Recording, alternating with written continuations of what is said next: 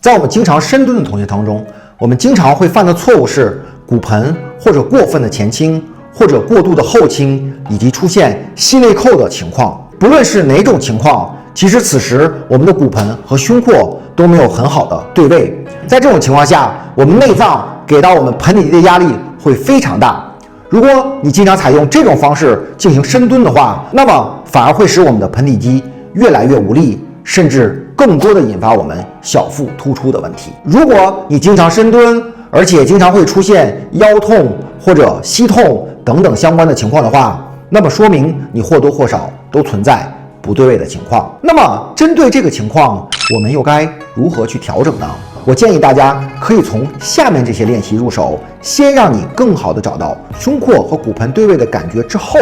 你再尝试杠铃深蹲，可能对你找到胸廓骨盆对位以及盆底肌很好的发力有非常大的帮助。首先我推荐的是 TRX 的倾斜深蹲，在这个状态下，我们身体重心向后移动，骨盆和胸廓会更好的产生对位。其次就是我们分享过了很多次的斜板壶铃深蹲，把壶铃置于身前，包括在斜板上，我们也能很好的找到胸廓和骨盆对位的感觉。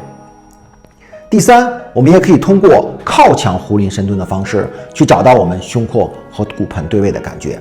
上述3种练习都是非常好的深蹲模式的建立方法，尤其是我们重心靠前的同学是非常需要的。当你建立了正确的深蹲模式之后，才能在练臀腿的同时，更好的激活我们的盆底肌，让我们的臀腿有形有力的同时，让你获得一个紧致的腹部。